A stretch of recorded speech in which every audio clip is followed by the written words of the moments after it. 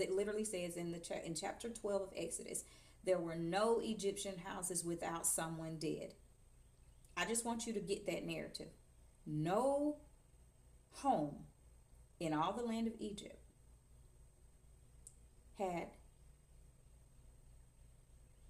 life that hadn't been lost. So there was a dead body in every Egyptian home. Let that sink in. So to give it one step further, you think about the city that you're in. You think about your doorpost being marked that, so that the destroyer doesn't come in and so that death doesn't enter into your home and smite your firstborn or your livestock, right? But then I want you to think about all of your neighbors that don't have that marking and it being a deceased person throughout your whole city. This is just your city. That's the account of what our Heavenly Father can do.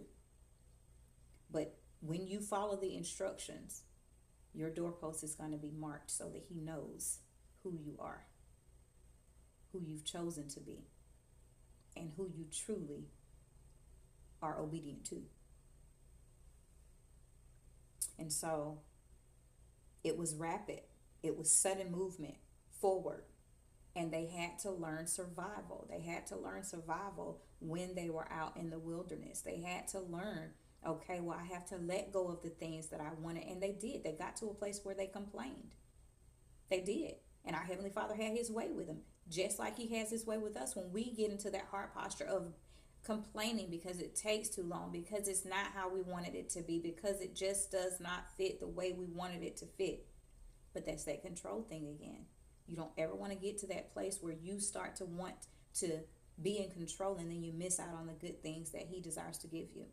Don't miss out on your land of milk and honey because you are choosing to try to remain in control. Instead, receive the instructions and operate from a place of gratitude, being grateful for the great reward, because His intention is always going to be pure. His intention is always going to have your best interests at heart. His intention is going to include everything, not just what you can see in the moment or in the current season even. And so, survival, endurance was also taught. Endurance was taught.